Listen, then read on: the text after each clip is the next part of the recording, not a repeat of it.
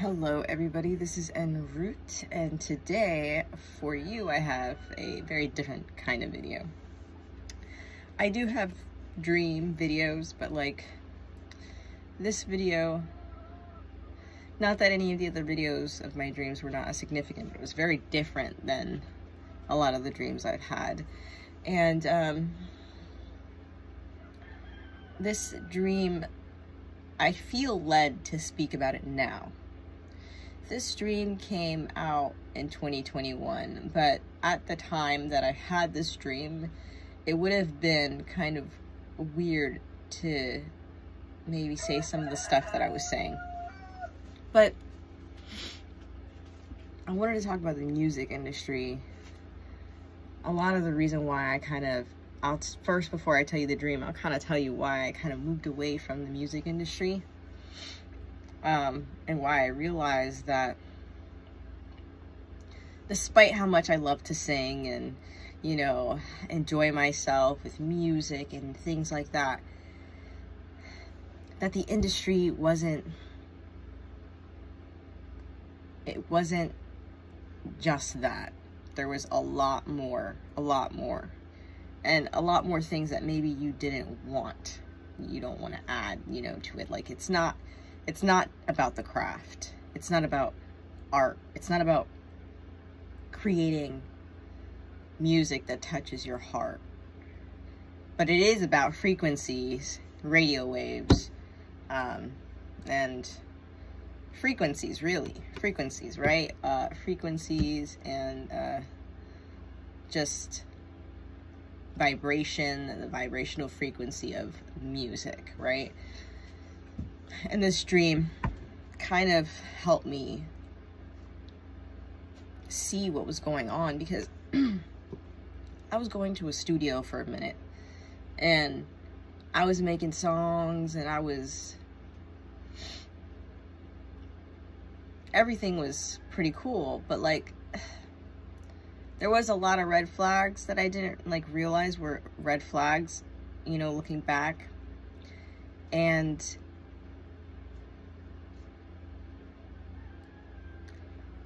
I realized that my dreams, like a lot of my dreams when I was working in the studio specifically, were really bad. Like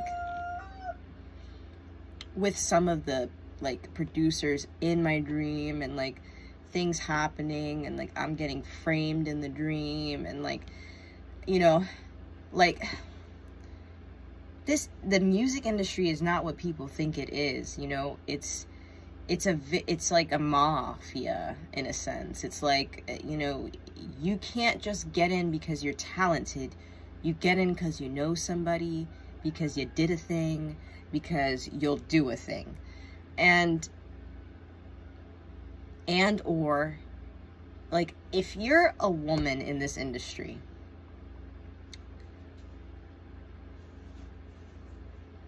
you must know a man in this industry that actually gives a shit about you, or your toast, your handler's breakfast. And I was starting to realize, like, I had as much talent as anybody in that studio, if not more. That I realized very quickly had nothing to do with talent. It had nothing to do about the music. It was just like money and like pumping out shit, you know, people like copying music creators that are not popular and that they know are not going to get popular. Because the thing is that when someone wants to pull the strings for you in this industry, it's not by chance. It's never by chance. And this is the thing, people, you know, why do you think that girl who sang Nico or whatever, who did the Jericho thing, why do you think it was so difficult for her to get her voice out there initially? And why do you think her stuff is, for the most part, kind of more on the low budget side? Is because they wanted to suppress her, but her music was just so good, and, you know, she kept trying, and, you know, things go viral on TikTok, you know. But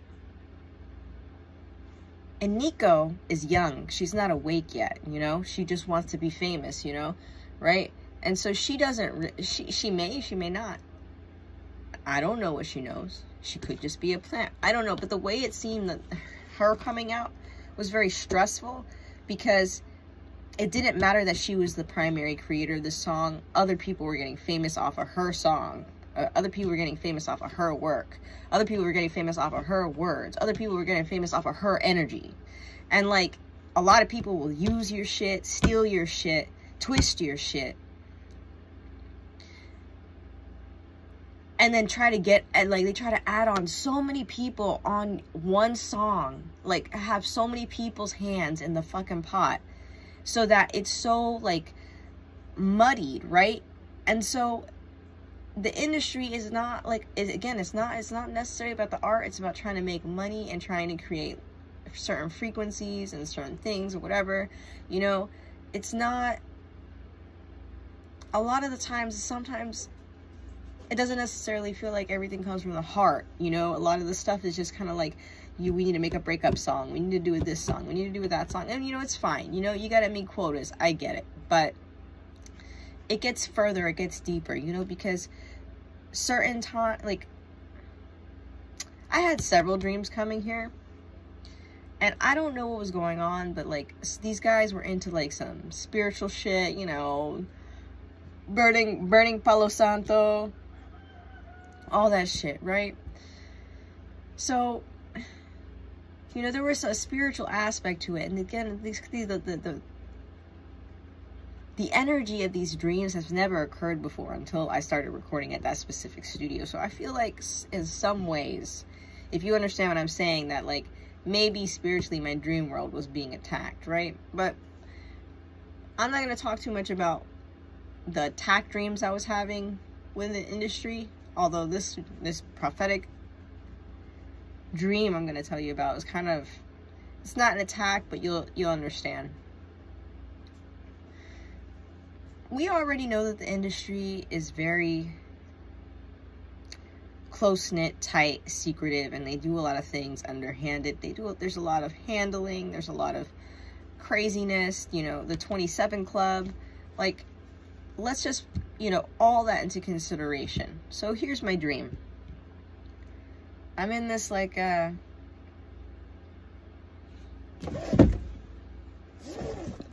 parking lot.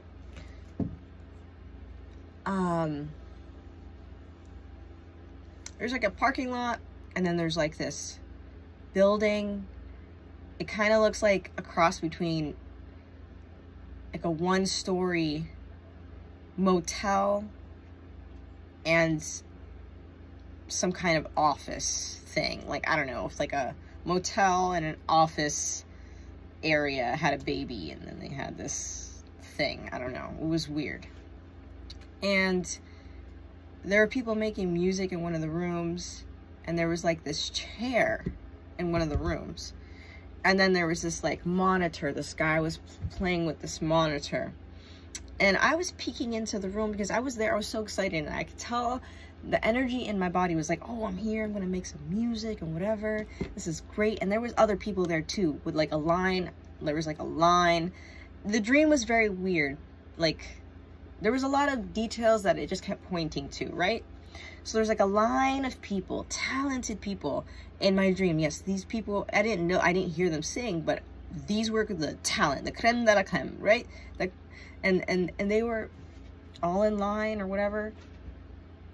And like, there was just like kind of like this waiting line area outside by a wall in the parking. Not, you know, when it, yeah, anyways. I'm not gonna get into it. Dreams are weird. But I don't know, I think I might be with somebody that I do not know. And I'm peering into one of these rooms, and the guy, the producer, he wasn't looking at me. His back was turned, and then I could see this person on a chair. And then there was this like hat, this metal hat with a bunch of wires coming out of it and going into the computer. And then it's like, and it was just like, the person kind of went like comatose in a way, or like just like zombie, like weird, right? And the guy on the monitor was like, there was all these like frequencies going on, like all of these like you know, faster frequencies, slower frequencies, and whatever. And like, he was like pulling juice out of this person, right? And I could tell that they were killing them, right? So they were taking all their juice, getting all their juice, and then they would drop dead, suck the fucking life out of them, right? And I was like, oh shit. And the person that I was with, that I did not know, I could not see, they were just with me, like a friend, maybe a comrade, or someone I was just paired up with in that thing. And we ran, we hauled ass, we got into our vehicle. We went back into the parking lot. We're like, whoa, whoa, whoa, this is not the interview I came for. You know, because I was excited. I was like, oh, let's look, let's take a peek. No one's going to care. And, you know, so I see that and I'm like, oh my God, like, that's not what I want to do, right? And it's funny because it's like, you don't actually see where, like, anybody's coming out or waiting to get results or something like that. It's just like, it's like a line, like a conveyor belt, you know? People just keep going, keep going, keep going, keep going. And like a bunch of people getting their juice stolen from them. And then killed. And then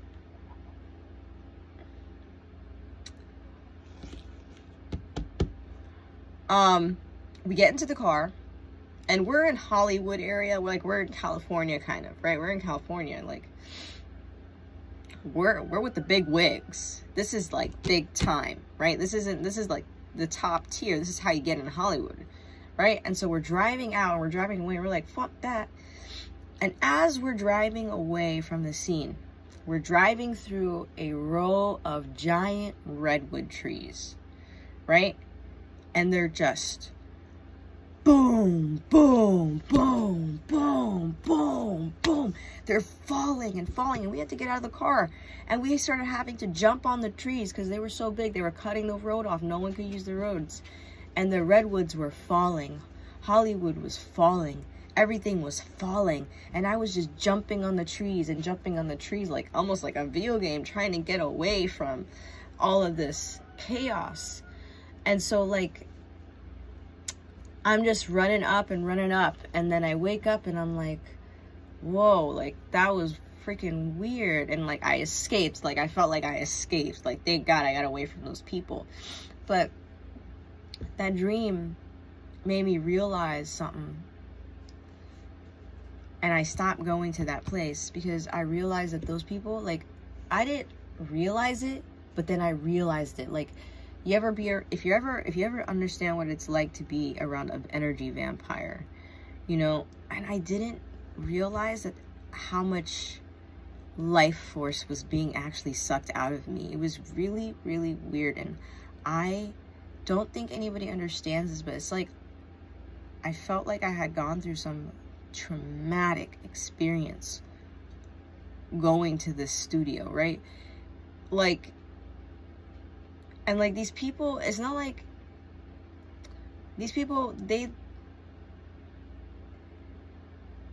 I don't know if they thought maybe I was too confident or whatever, but they were like, they work like a hive. They work like a hive. They're like a mob. And like, none of them were like, honestly, if I'm being real, none of them were like insanely talented, right? They were just holding the cards. They were just holding the buttons, right? Like, and when I left that place, I felt like I got some energy back. I got like some energy back, right? But I realized that, you know, learning other things, dealing with other things, you know, and seeing other things, that, you know, there's no other way to do it than to be independent. And being independent is extremely difficult. And whether people believe it or not, my channel, my views get taken away. Like, I've had screenshots of it having this views, and then they get deleted. I get a bunch of views deleted, right? And then I'll screenshot it and they'll put the views back because I have someone that's clearly monitoring my shit, right? So, you know, I don't know exactly what's going on, or maybe like the views don't get put back. Maybe I just got more views, right? And so what I'm saying is that they can choose what has views. They can choose how many likes. They can take the thumbs down off. They can do whatever they want. They can make you see whatever you want. And so what I'm saying is that at the end of the day is that even though I wanted to be a part of this industry, even though I wanted to do music, even though I wanted to be a part of it, at the end of the day, most of them end up starving artists, and a lot of people get stolen from and killed and put away. And even the ones that get big get thrown to shit. You think they actually take care of any of these celebrities properly? No, this is real life, guys. This isn't a game. And the industry's rough, and the industry loves people like me. They love to hurt people like me, you know. And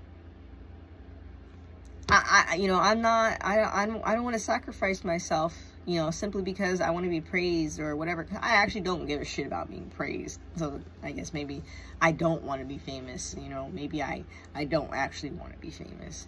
You know, it's actually not about the fame. I don't care about fame. I care about music. I care about beautiful music. I love music. And I like to sing. But I also like to get credit for what I do, for what I write, for what I say. And so it's been extremely problematic finding people in the industry that you can actually trust. I work with one of these guys, like, over the computer. He's like, I don't want to work with someone like you. Like, after we produced a whole fucking song and did it, it was a great song. And then I asked him, I was like, oh, you know, because I was really into the song, but I just wanted like one more little beat at the end. I was like, oh, could you just add like one more little beat at the end or whatever? And like, it wasn't even like rude, right?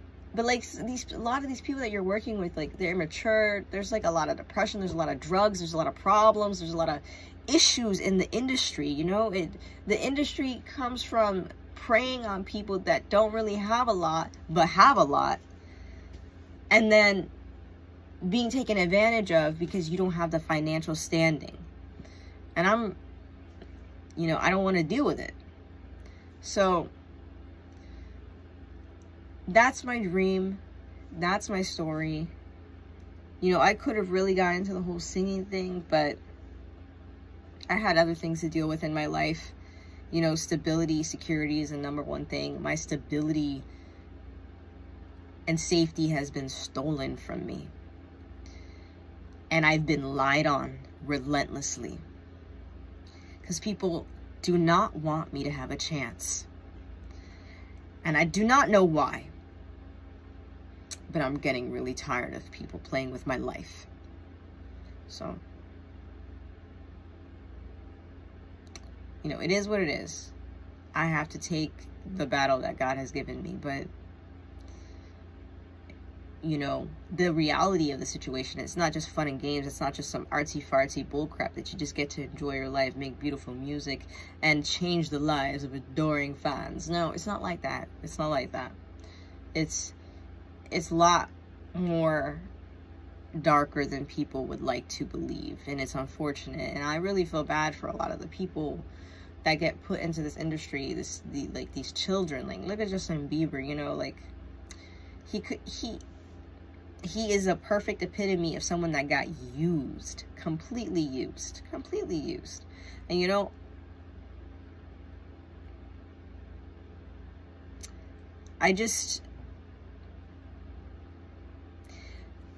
society's structured in a way where I can't really say the things I want to say. I can't really do the things I want to do because there are all of these unspoken rules that we have to actually speak about, right? And because of that, you know, we have to maneuver through the society very differently. Like, I feel bad for that girl that sings Water, that bring me water. Yeah, that girl. I really, really hope she's got a strong family behind her, you know, because, you know, and I know her mom is she seems like she's pretty tough, but, you know, she's young. And I know, the thing is, she reminds me a lot of Aaliyah, you know, she's so, you know, and I don't know, I mean, she is a little bit, like, more energetic, but You know, we got to protect the young people in Hollywood, because, you know, it's just, they are people at the end of the day. Look at how Britney Spears ended up, and she has all this money, but no protection. You know, and I always, like, look back at some of these people that, like, they just, it's almost like they force them to destroy themselves, in a way. You know, the fact that a lot of these people are still alive is a testament to the strength and their soul and their heart. You know, like, they're messed up, but they went through some battles. And the thing about it is that, like, dealing with certain things in my life, understanding how certain things in my life work, understanding gang mentality, understanding, you know, the good old boys club, understanding what I'm up against, it can be very daunting, you know, to sit there and be, you know, this song of love and light all the time, when you know the reality of things, and when you know that a lot of the things that you do could potentially be, so, you know, be suppressed. And it's not like I'm gonna stop. I'll sing every now and then, I'll do things every now and then, maybe I'll write a song every now and then, but I'm not gonna do it with other people's name on it, and I'm certainly not gonna do it going through Hollywood. So, you know, that's my thing on the music industry. It was my first love, but, you know, sometimes love isn't worth it. So sometimes love gets you killed, right? So it sucks to think like that. I know things can be good and wonderful, but, you know, if you have experience and seen some of the darkness I have seen, you would understand the way I was. You understand why I am the way I am. So, you all have a good day. This is En Route, and I'll talk to you later.